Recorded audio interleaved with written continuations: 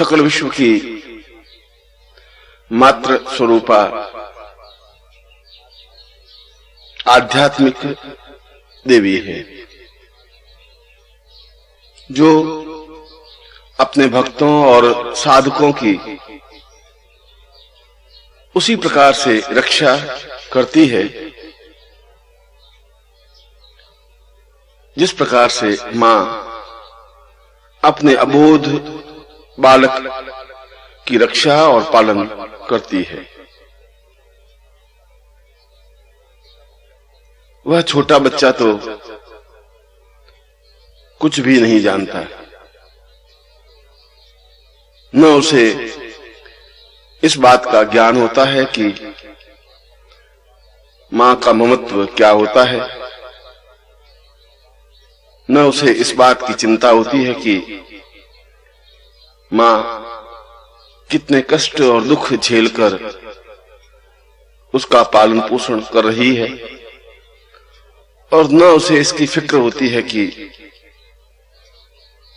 यदि कोई विपत्ति, बाधा या परेशानी आ जाएगी तो मां को कितना तनाव, कितनी वेदना और कितना दुख सहन करना पड़ेगा। इसीलिए तो बालक निश्चिंत होता है, इसीलिए तो मां की गोद में वह निर्भीक होकर विश्राम करता है, और मां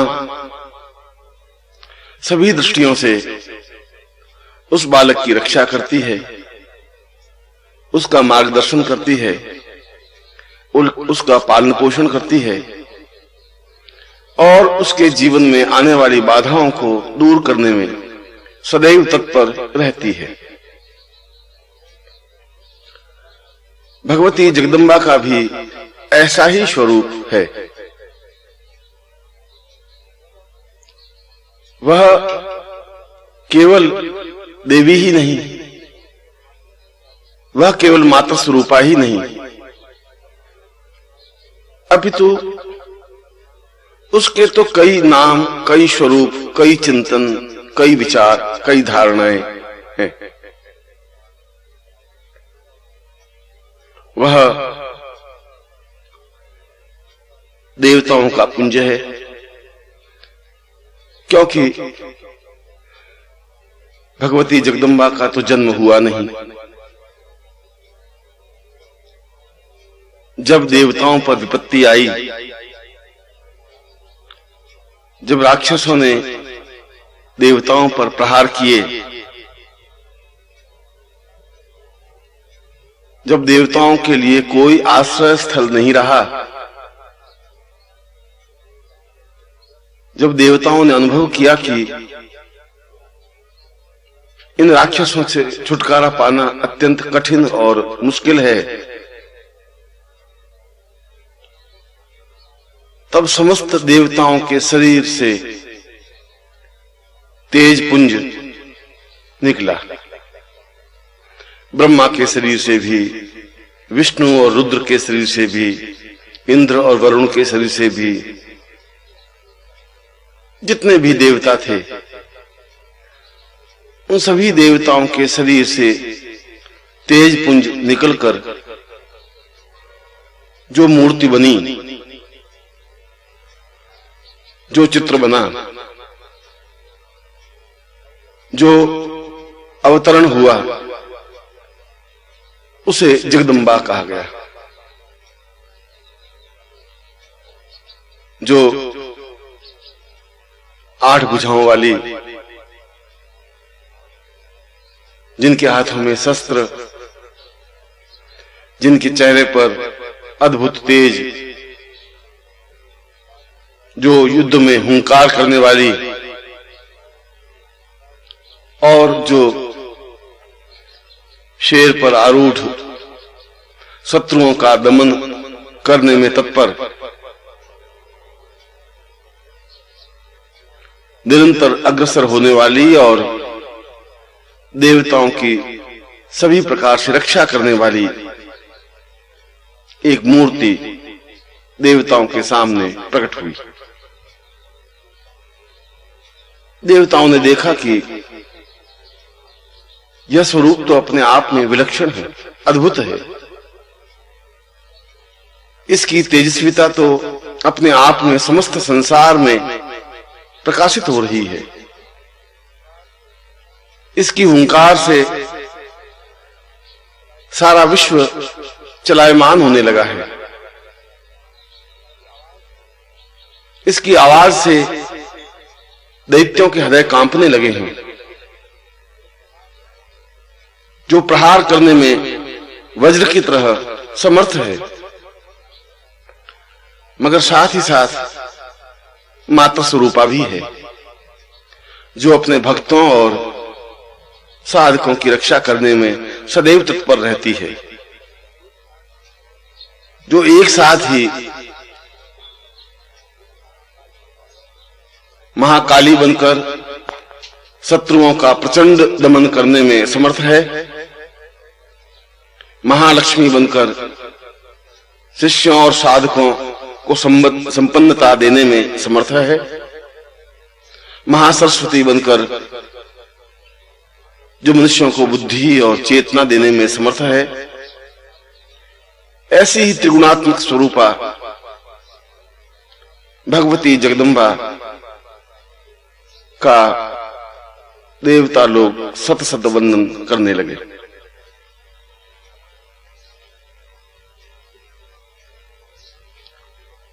भगवती जगदम्बा केवल कोई देवता ही नहीं, अपितु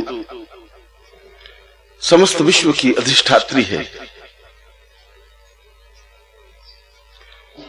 जो निद्रा रूप में भी विद्यमान है, क्षुधा रूप में भी विद्यमान है, पालन पोषण करने में भी विद्यमान है,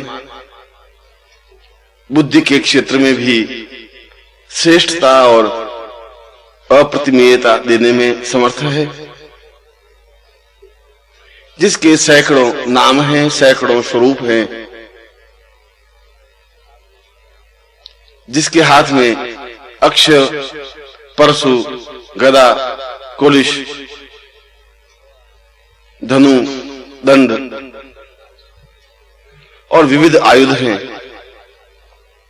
जिनके द्वारा वह शत्रुओं पर प्रहार करती है, आने वाली परेशानियों और तनावों को दूर करने में समर्थ है, जो अपने आप में ही श्रेष्ठ और अद्वितीय है। ऐसी मूर्ति, ऐसे विग्रह को देखकर देवताओं ने हर्ष तो अनुभव किया ही, उन्हें यह भी विश्वास हुआ कि आने वाले समय में मानव जाति के कल्याण के लिए, भक्तों और साधकों की समस्याओं को दूर करने के लिए इससे श्रेष्ठ कोई विग्रह नहीं हो सकता, क्योंकि यह एकमात्र ऐसा विग्रह है जो प्रहार करने में भी समर्थ है, जो पालन करने में भी समर्थ है, जो उत्पत्ति करने में भी समर्थ है, जो शत्रुओं का संहार करने में काल स्वरूप है, तो भक्तों की रक्षा और सहयोग करने में मात्र स्वरूप है। इसकी आराधना, इसका चिंतन, इसकी धारणा और इसका विचार अपने आप में जीवन का एक सौभाग्य है, जीवन की एक पूंजी है। मार्कंडेय एक अद्भुत और अद्वितीय ऋषि बने। उन्होंने अपने मार्कंडेय पुराण में भगवती जगदम्बा के संपूर्ण स्वरूप का चिंतन किया, विचार किया,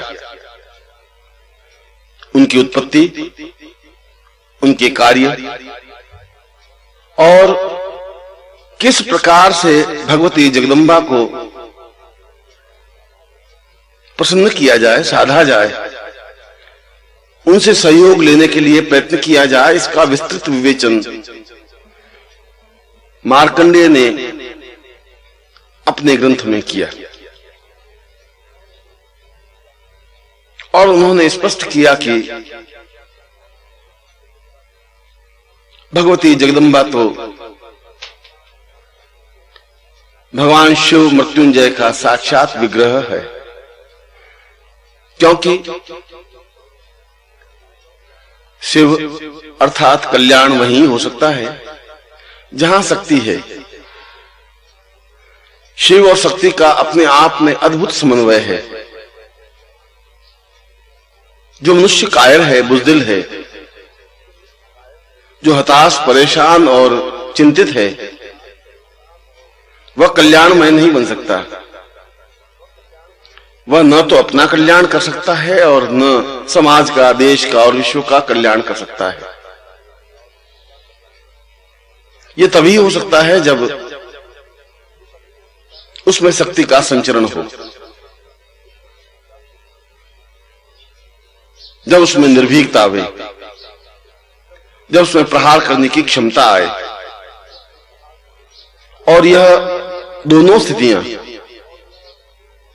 बलवान होना, क्षमता प्राप्त करना, प्रहार करने की शक्ति होना और फिर यह सब कुछ कल्याणमय होना, जीवन की पूर्णता है। और इसीलिए इसे शिव और शक्ति का सायुज्य रूप माना गया है। जो शिव भक्त हैं उन्हें तो शक्ति की आराधना करनी ही चाहिए, क्योंकि बिना शक्ति के शिव की आराधना संपन्न हो ही नहीं सकती। और जो शक्ति के उपासक हैं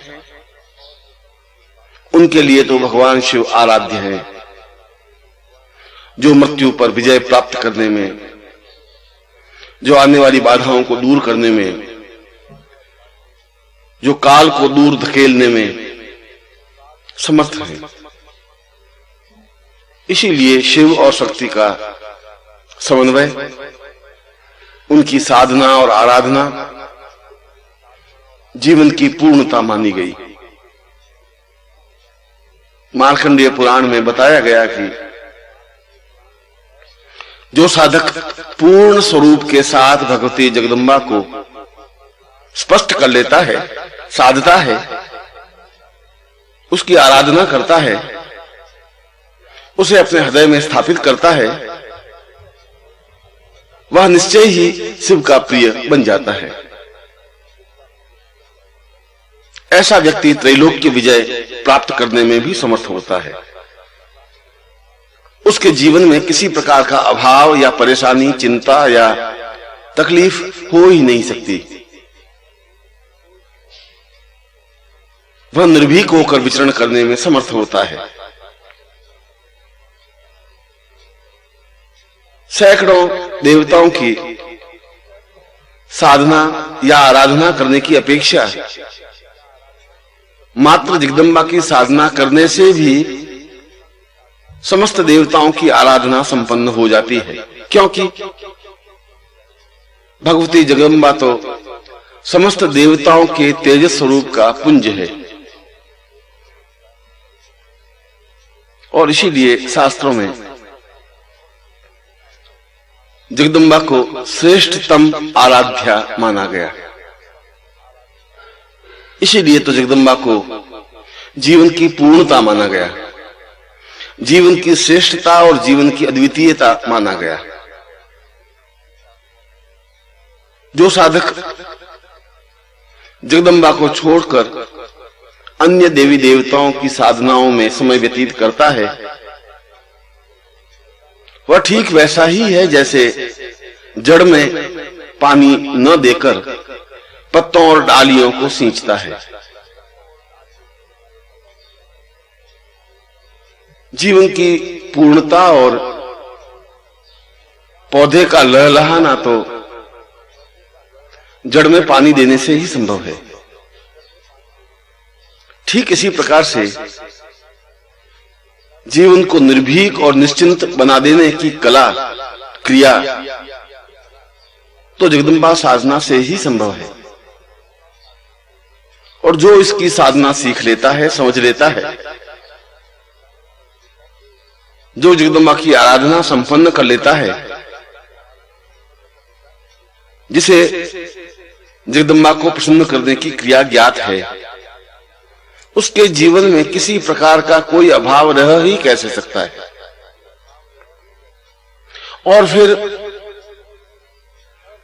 जगदम्बा की साधना का तो कहीं कोई निषेध है ही नहीं, चाहे वह शिव का भक्त हो, शैव हो, चाहे वैष्णव हो, विष्णु की आराधना करने वाला हो, चाहे तांत्रिक हो, चाहे योगी हो, चाहे सन्यासी हो, चाहे गृहस्थ हो, चाहे किसी धर्म का मानने वाला हो, चाहे किसी चिंतक या विचारक का प्रणेता हो। जगदम्बा की साधना तो सबके लिए सर्वसुलभ है। किसी भी युक्ति से, किसी भी स्थिति से जगदम्बा की साधना संपन्न की जा सकती है। सैकड़ों प्रकार है जगदम्बा की साधना संपन्न करने के। मंत्रों के माध्यम से, स्तुति आराधना के माध्यम से, तंत्र के माध्यम से, योग के माध्यम से, रुद्रयामल के माध्यम से, शमशान साधना के माध्यम से, वैष्णव साधना से, दैविक क्रिया साधना के माध्यम से, अघोर पंथ से, नाथ पंथ से, और जितने भी पंथ, जितने भी संप्रदाय, जितनी भी साधनाएं, जितनी भी आराधनाएं हैं, उन सभी संप्रदायों में भगवती जगदम्बा की साधना का चिंतन है, विचार है। बड़े आश्चर्य की बात है कि एकमात्र जगदम्बा ही ऐसी साधना है जो प्रत्येक पंथ और प्रत्येक संप्रदाय में विद्यमान है। प्रत्येक प्रकार का व्यक्ति, साधक, सन्यासी, योगी इस प्रकार की साधना को संपन्न करने में गौरव अनुभव करता है। और फिर कलयुग में तो कलौ चंडी विनायको, कलयुग में तो केवल गणपति और जगदम्बा ही शीघ्र सिद्धि देने वाले देवता माने गए हैं। अन्य देवताओं की साधनाएं जहां कठिन हैं, लंबी हैं, वहां जगदम्बा की साधना सरल है, सामान्य है, स्पष्ट है, जो शीघ्र सिद्धिदायक है, जिसकी साधना करने से हाथों हाथ फल मिलता है। वह चाहे रक्षा करने की साधना हो, वह चाहे धन प्राप्त करने की साधना हो, वह चाहे व्यापार वृद्धि की साधना हो, वह चाहे परिवार की सुरक्षा और परिवार की उन्नति की साधना हो, वह चाहे स्वास्थ्य कामना की साधना हो, और चाहे अन्य फल इच्छा की साधना हो। सभी प्रकार की इच्छाओं का परिपालन जगदम्बा की साधना में निहित है। और साधक जब साधना संपन्न करता है तो साधना संपन्न होते होते ही उसको फल अनुभव होने लग जाता है, उसका कार्य संपन्न हो जाता है। इसीलिए तो कलयुग में जगदम्बा की साधना को सर्वश्रेष्ठ साधना कहा गया। इसीलिए तो कलयुग में समस्त साधकों को स्पष्ट किया गया कि जो जगदम्बा साधना नहीं कर सकता, जो जगदम्बा साधना नहीं करता, वह अपने आप में ही नुकसान प्राप्त करता है। क्योंकि इस साधना से जीवन की संपूर्णता का बोध स्वतः होने लगता है। क्योंकि इस साधना के माध्यम से साधक वह सब कुछ प्राप्त कर लेता है जो उसका अभीष्ट लक्ष्य है, चाहे मुकदमे में विजय प्राप्त करनी हो और चाहे आर्थिक उन्नति की इच्छा हो।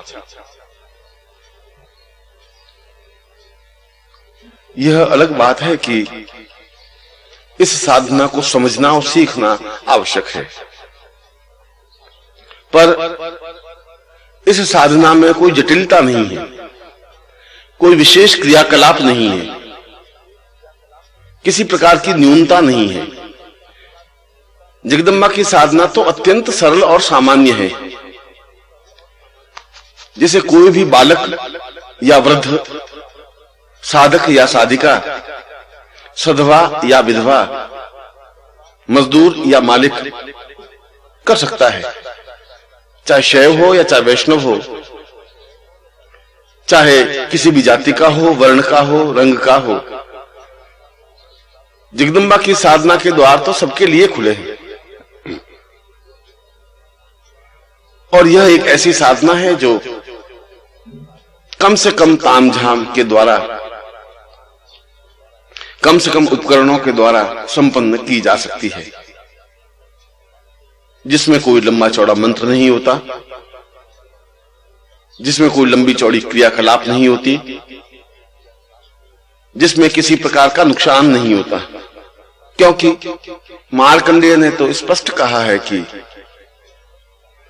यदि कोई साधक जगदम्बा की साधना संपन्न करता है और साधना बीच में ही छूट जाए, साधना अधूरी रह जाए, अनुष्ठान किसी वजह से पूरा न हो सके या अनुष्ठान में कोई त्रुटि रह जाए, तब भी उसे कोई विपरीत प्रभाव देखने को नहीं मिलता,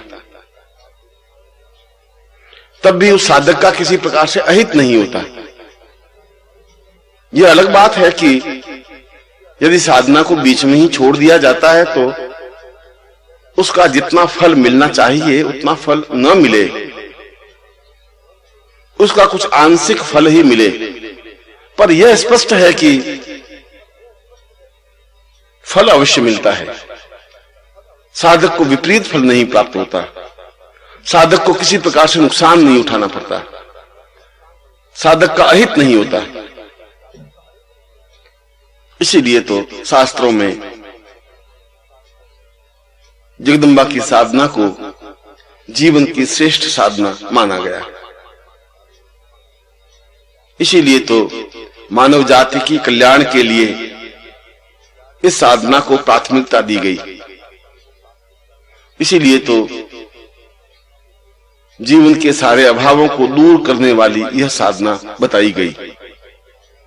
इसीलिए तो वेदों से लगाकर शंकराचार्य तक प्रत्येक ने जगदम्बा की साधना को महत्व दिया, अनुभव किया, विचार किया कि इस साधना के द्वारा हम अपनी समस्याओं का समाधान कर सकते हैं। समाधान ही नहीं कर सकते, उन बाधाओं और संकटों से निजात पा सकते हैं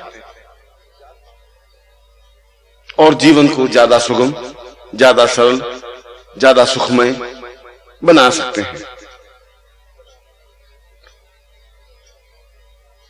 जगदम्बा साधना अपने आप में ही एक परिपक्व और पूर्ण साधना है। वह चाहे नवार्ण मंत्र साधना हो, वह चाहे स्तोत्र साधना हो, वह चाहे स्तुति हो, और वह चाहे चंडी प्रयोग हो। शमशान प्रयोग से भी चंडी को सिद्ध किया जा सकता है और घर में बैठ करके भी भगवती की साधना संपन्न की जा सकती है। दिन को या रात्रि को, सुबह या शाम, किसी भी समय जब साधक मनोयोग पूर्वक साधना करने की इच्छा प्रकट करे, उस समय इस साधना को संपन्न किया जा सकता है। यही तो इसकी विशेषता है। इसीलिए तो इस साधना को जीवन का एक अद्भुत प्रयोग कहा गया है। मैंने अपने जीवन में स्वयं अनुभव किया है कि जो कार्य अन्य प्रकार से या अन्य देवताओं की साधना से संपन्न नहीं होता, वह भगवती जगदम्बा की साधना से शीघ्र, सहज और सामान्य तरीके से भी संपन्न हो जाता है। मैंने कई बार इस साधना के माध्यम से अपनी समस्याओं का समाधान किया है और उन स्थितियों को प्राप्त किया है जो अपने आप में अपराजेय है, अप्रतिम है, अद्वितीय है, जो श्रेष्ठता और उच्चता अन्य साधनाओं के माध्यम से प्राप्त नहीं हो सकती। वह इस साधना के द्वारा सहज संभव है। शरीर को किसी भी परिस्थिति में अनुकूल बना लेना, कहीं पर भी किसी भी प्रकार से विचरण कर लेना, शत्रुओं के बीच भी स्थित प्रज्ञ बने रहना और शरीर के चक्रों को जागृत कर देना, कुंडलिनी और सहस्रार के रहस्यों को प्राप्त कर लेना, ब्रह्मांड भेदन कर ब्रह्मांड के रहस्यों को ज्ञात कर लेना भी इस साधना के द्वारा संभव है। तो भौतिक जीवन की कामनाओं की पूर्ति भी इस साधना के द्वारा सहज संभव है, चाहे किसी भी प्रकार की इच्छा हो, चाहे किसी भी प्रकार का चिंतन हो। ऐसा हो ही नहीं सकता कि हम इस साधना को संपन्न करें और उसका फल प्राप्त न हो। और इसके साथ साथ संन्यास जीवन की उच्चता को प्राप्त करना और श्रेष्ठतम गुरु को प्राप्त कर लेना इस साधना के द्वारा ही संभव है। गुरु की प्रसन्नता और गुरु की निकटता प्राप्त कर लेना केवल जगदम्बा साधना से ही सहज संभव है। समस्त विद्याओं, ज्ञान और साधनाओं में निष्णात हो जाना, उच्चतम भाव भूमि पर स्थापित हो जाना, कंठ में सरस्वती को स्थापित कर हजारों हजारों श्लोकों और ग्रंथों को स्मरण कर लेना केवल मात्र जगदम्बा साधना से ही सहज सरल संभव है। और साथ ही इस साधना के द्वारा वह सब कुछ प्राप्त किया जा सकता है जो हमारा अभीष्ट लक्ष्य है। मैं कुछ ऐसी ही साधनाएं स्पष्ट कर रहा हूं जो प्रत्येक साधक या व्यक्ति के लिए आवश्यक, उपयोगी। जगदम्बा साधना के कई स्वरूप हैं। मैं इनमें से कुछ स्वरूपों की साधना स्पष्ट कर रहा हूं।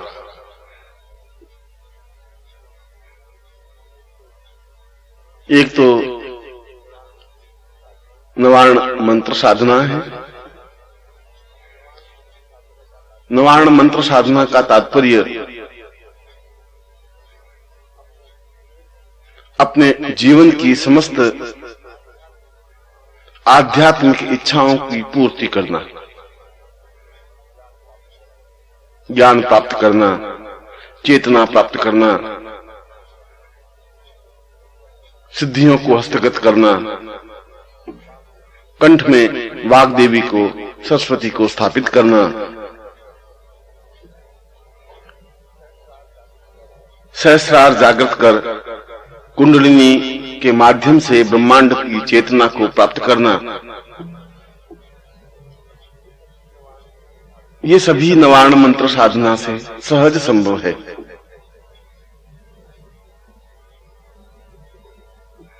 इसके लिए नवार्ण यंत्र की आवश्यकता होती है जो अपने आप में ही सिद्ध हो, चेतना युक्त हो, क्योंकि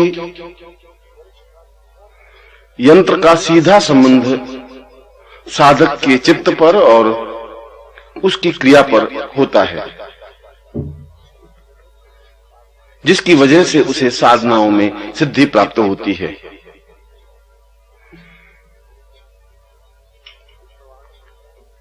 इस नवार्ण मंत्र के 9 अक्षर हैं, इसीलिए तो नववर्ण या नवार्ण मंत्र कहा गया।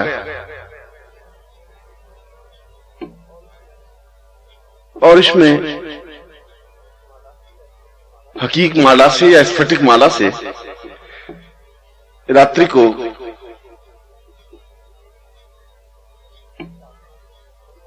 इस साधना को संपन्न करे और 9 लाख मंत्र जाप 21 दिन में संपन्न कर ले। इसके लिए समय अवधि और मंत्र जप संख्या निश्चित है। अनुष्ठान के रूप में साधना करने से ही तो सिद्धि प्राप्त होती है।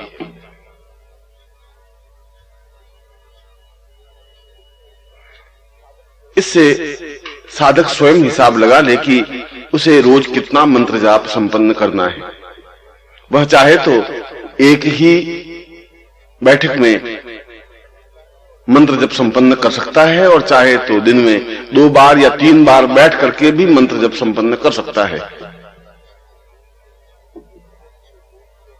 उच्च कोटि के योगी और सन्यासी जो ब्रह्मांड के रहस्यों को जानने के लिए उद्यत होते हैं, वे नवार्ण मंत्र की साधना को श्रेष्ठता देते हैं।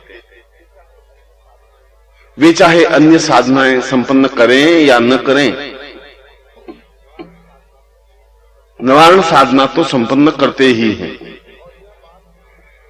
और यह बात भी निश्चित है कि जब तक नवार्ण सिद्धि प्राप्त नहीं हो जाती,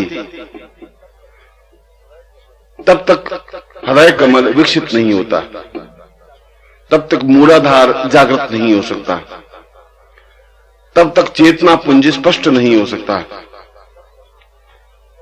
तब तक सहस्रार भेदन नहीं हो सकता।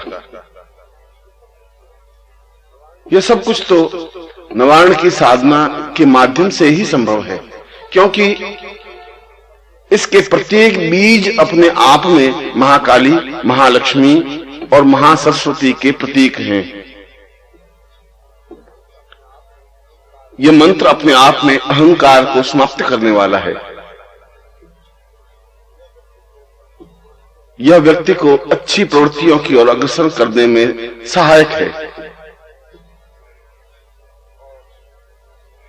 और मानसिक तनावों को दूर करने में यह मंत्र सर्वोत्तम है,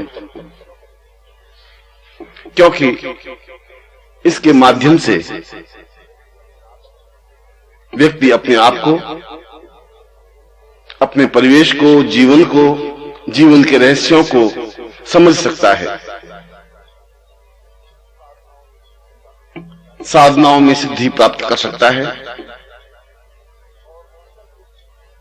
और वह सब कुछ अनुभव कर सकता है जो जीवन के लिए आवश्यक है। मात्र जिंदा रहना ही जीवन नहीं है, अपितु जीवन के बारे में चिंतन करना और जीवन को समझना भी जरूरी है। इसीलिए शास्त्रों में कहा गया है कि जो जीवन में पूर्णता चाहते हैं, उन्हें चाहिए कि वे नवार्ण साधना को संपन्न करें।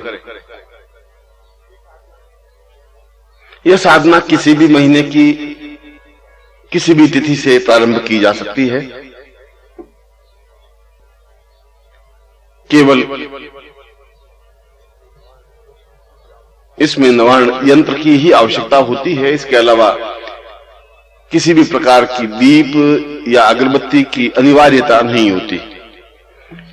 इसमें यह भी नहीं देखा जाता कि साधक किस दिशा की ओर बैठा है या किस प्रकार का आसन है।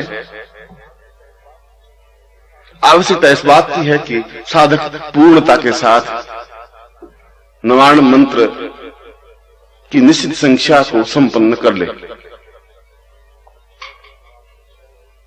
और यह नवार्ण मंत्र है ऐं ह्रीं क्लीं चामुंडायै विच्चे। अपने आप में यह छोटा सा मंत्र होते हुए भी अत्यंत तीव्र प्रभावोत्पादक है, तुरंत असर करने वाला है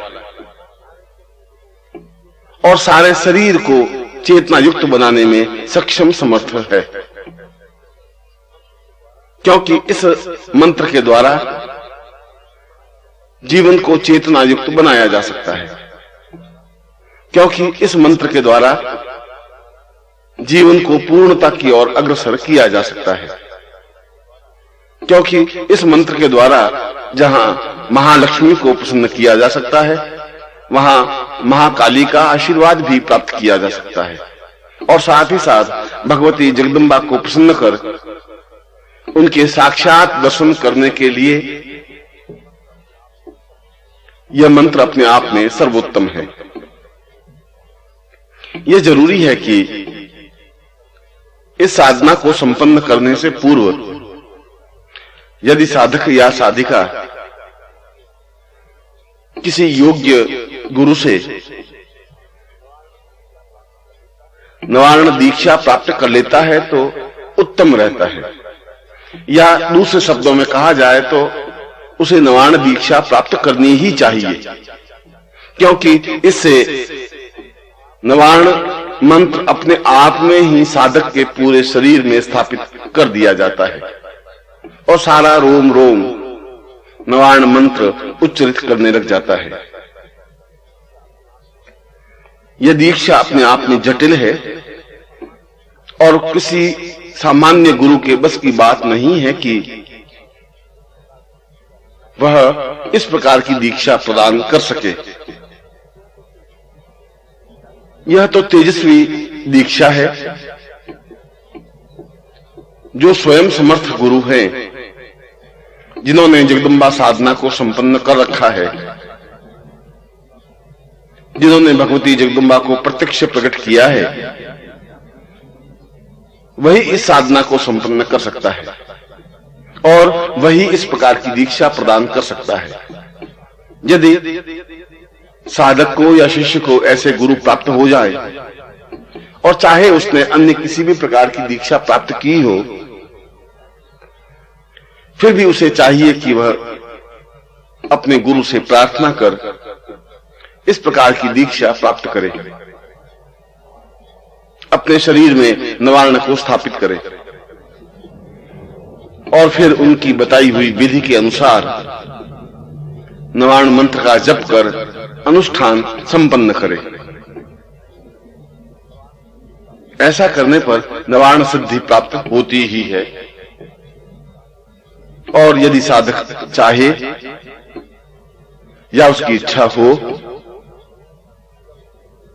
तो यह जप या यह अनुष्ठान संपन्न होते होते भगवती जगदम्बा के साक्षात स्वरूप दर्शन हो जाते हैं।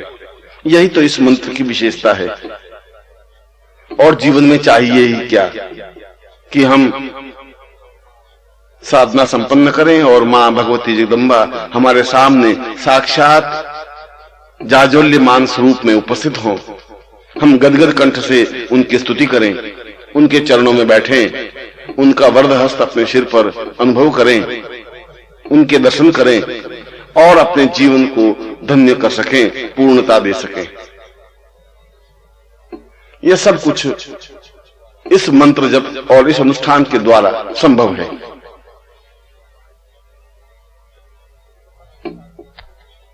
जगदम्बा की साधना के एक दूसरे प्रकार का अनुष्ठान भी है जो समस्त भौतिक इच्छाओं की पूर्ति करने में सहायक है। हमारे जीवन में कई प्रकार की इच्छाएं चाहे न चाहे होती ही है। धन की इच्छा, व्यापार वृद्धि की इच्छा, नौकरी में प्रमोशन की इच्छा, शरीर को स्वस्थ बनाए रखने की इच्छा, धन की रक्षा करने की इच्छा, राज्य की तरफ से किसी प्रकार की बाधा या अड़चन न आवे, इस प्रकार की इच्छा, सुखी परिवार या कुटुंब की इच्छा, पुत्र प्राप्ति की इच्छा, परीक्षा में सफलता प्राप्त करने की इच्छा, या शत्रुओं पर प्रहार करने की या मुकदमे में सफलता प्राप्त करने की इच्छा, कई इच्छाएं हो सकती हैं। और इन इच्छाओं की पूर्ति के लिए कोई अलग अलग विधान नहीं है, अलग अलग मंत्र नहीं है। एक विशिष्ट मंत्र के माध्यम से इन समस्त इच्छाओं की पूर्ति सहज संभव है।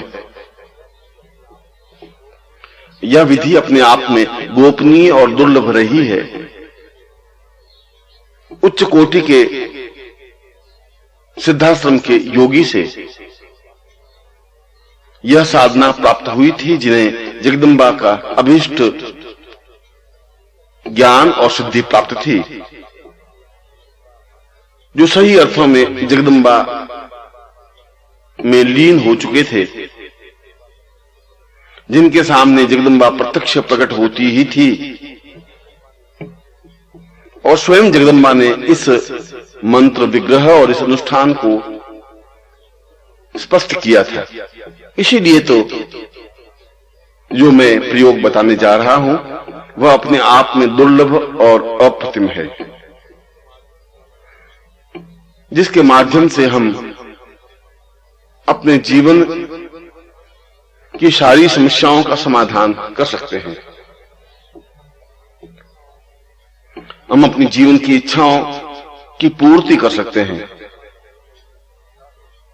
हमारे जीवन में जो न्यूनता हो, जो कमी हो, जिसके माध्यम से और जिसकी वजह से हम परेशान हो, जो अभाव हो, जो कष्ट हो, बाधा या पीड़ा हो, उन सब को इस साधना के माध्यम से दूर किया जा सकता है।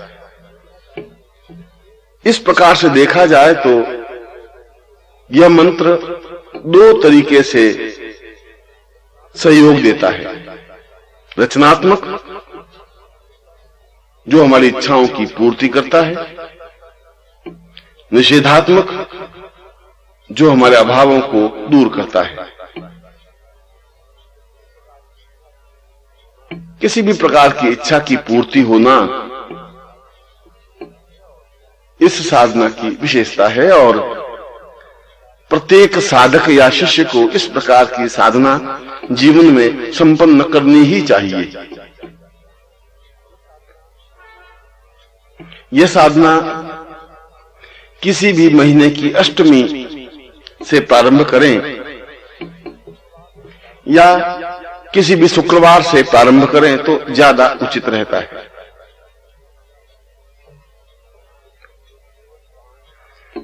इसके लिए केवल 5 उपकरणों की जरूरत होती है।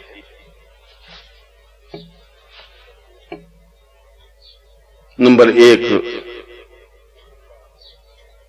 भगवती जगदम्बा का भव्य चित्र। नंबर 2, जगदम्बा सत रूपेण महायंत्र, जो अपने आप में ही मंत्र सिद्ध और प्राण चेतना युक्त होता है। नंबर 3, प्रामाणिक स्फटिक माला। नंबर 4, शीघ्र फल प्राप्ति यंत्र। और नंबर 5, सिद्धि गुठिका।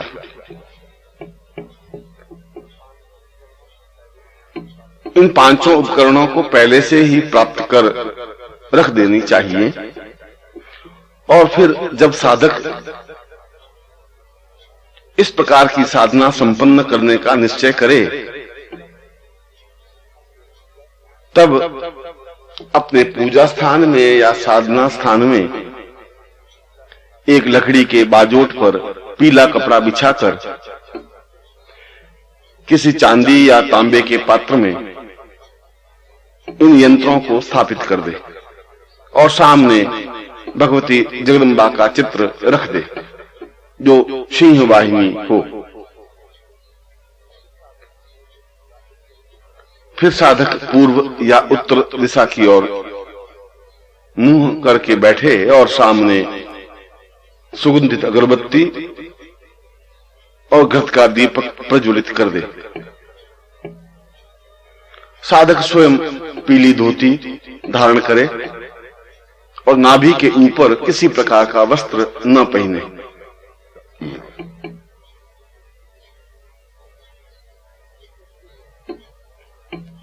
इससे पूर्व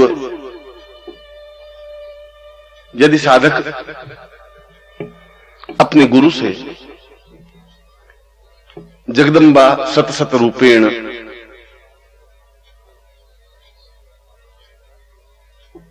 दीक्षा प्राप्त कर लेता है तो ज्यादा उत्तम रहता है। यह दीक्षा गुरु के चरणों में बैठकर प्राप्त की जा सकती है और यदि गुरु चाहे तो दूर से भी इस दीक्षा को प्रदान कर सकता है। इसके लिए काल और समय कोई व्यवधान नहीं डालता। आप चाहें कहीं पर भी हों, चाहे बीच में कितना ही फासला हो, यदि गुरु चाहे तो अपने स्थान से आपको दीक्षा प्रदान कर सकते हैं। ऐसी दीक्षा प्राप्त करके ही साधक को इस साधना में प्रवृत्त होना चाहिए।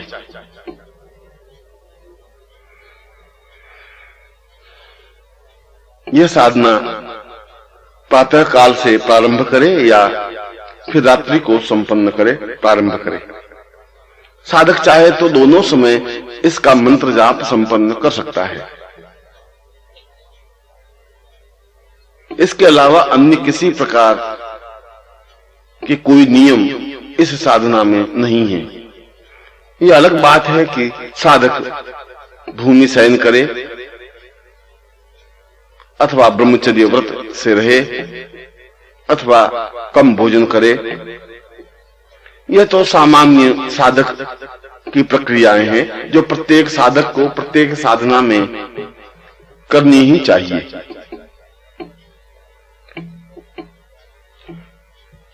जब इस प्रकार की जगदम्बा सतसत रूपेण दीक्षा प्राप्त कर ले तब साधक गुरु आज्ञा प्राप्त कर इस साधना में प्रवृत्त हो। सबसे पहले यथा योग्य जैसा विज्ञान हो उस प्रकार से भगवती जगदम्बा का पूजन करे। उसे अक्षत पुष्प धूप दीप नैवेद्य से स्तुति चिंतन करे। अगरबत्ती और दीपक प्रज्वलित करे। फिर हाथ में जल लेकर संकल्प करे कि मैं अमुक गोत्र अमुक पिता का पुत्र अमुक नाम का साधक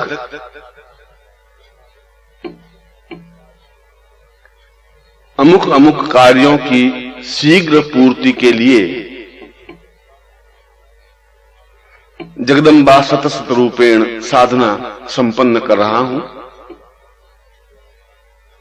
जिससे कि मुझे शीघ्र सिद्धि प्राप्त हो। और ऐसा कहकर जल किसी पात्र में छोड़ दे।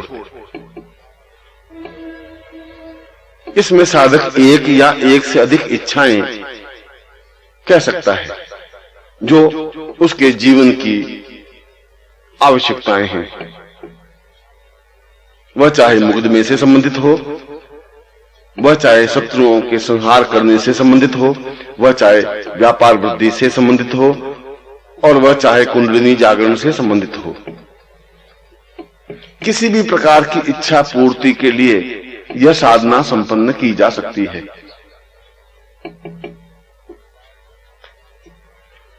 इसके बाद साधक या शिष्य मनोयोग पूर्वक मंत्र जप संपन्न करे। इसमें 11 लाख मंत्र जप कहा गया है।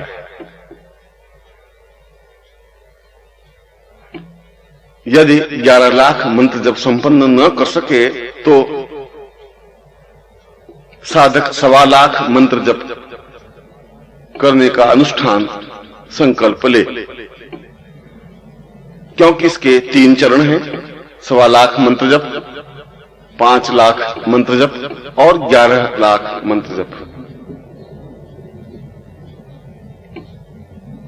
इसके लिए कोई समय अवधि निश्चित नहीं है, मगर यदि साधक 14 दिनों के भीतर भीतर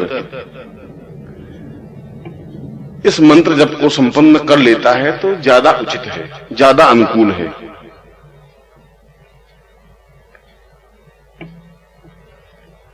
इसका मंत्र है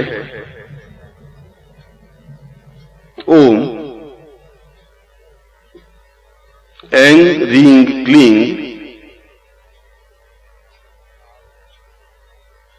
शीघ्र कार्य सिद्धय फट। बहुत छोटा सा मंत्र होते हुए भी अपने आप में सीधा और शीघ्र प्रभावोत्पादक है।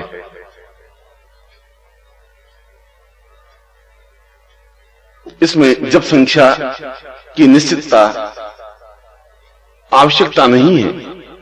साधक को जितना समय मिले उतना मंत्र जप कर सकता है।